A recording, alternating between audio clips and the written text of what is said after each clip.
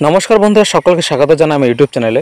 আপনারা সবাই অবগত আছেন যে আমরা নতুন একটি ক্যাম্পেইনিং শুরু করেছি, যেটি হচ্ছে লোকসভা ভোট হয়ে যাওয়ার পর সেই সমস্ত এলাকায় গিয়ে মানুষের সাথে কথা বলে দেখেছি তারা কোন দলকে ভোট দিয়েছে, কোন দল ক্ষমতায় আসতে পারে, সেসব মতামত আমরা নেওয়ার চেষ্টা করেছি।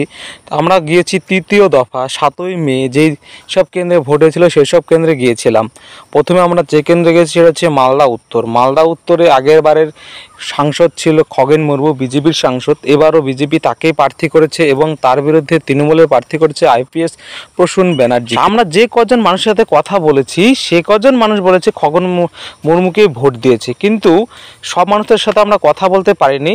সেই হিসাবে যে কজন মানুষের সাথে কথা বলেছি সেই হিসাবে আমাদের সমীক্ষা অনুযায়ী খগেন মুর্মু জিততে চলেছে। বাকিটা মানুষ কাকে ভোট দিয়েছে সেটা 4 তারিখে বোঝা যাবে।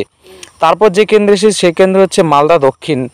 বিজেপির প্রার্থী হয়েছে শ্রীরূপা মিত্র চৌধুরী, নির্ভয়াদি নামে পরিচিত, এবং তৃণমূলের প্রার্থী হচ্ছে শাহনাজ আলী রহমান। এখানে আমরা কথা বলে দেখেছি যে মালদা দক্ষিণে নির্ভয়াদি শ্রীরূপা মিত্র চৌধুরী জিততে চলেছে।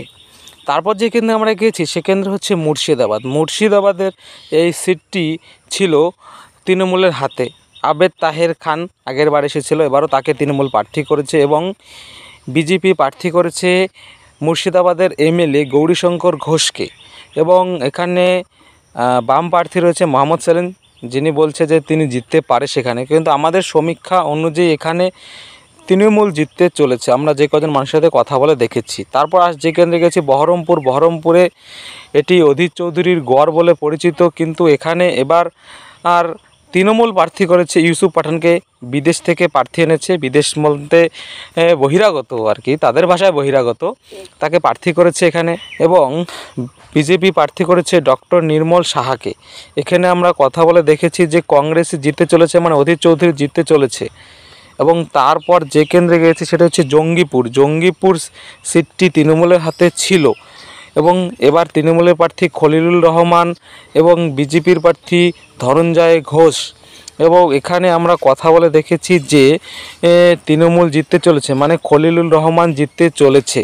তবে আমরা যেই সব মানুষের সাথে কথা বলেছি সে সীমিত প্রত্যেকটা কেন্দ্রে প্রায় 100 জনের উপরে কথা বলেছি, তারা যে মতামত দিয়েছে সেই মতামত অনুযায়ী আমরা ফল ঘোষণা করলাম এবং বাকি কাকে মানুষ ভোট দিয়েছে সেটা 4 তারিখে বোঝা যাবে। ধন্যবাদ। এই ধরনের ভিডিও পাওয়ার জন্য আমার চ্যানেলটা অবশ্যই সাবস্ক্রাইব করে রাখবেন।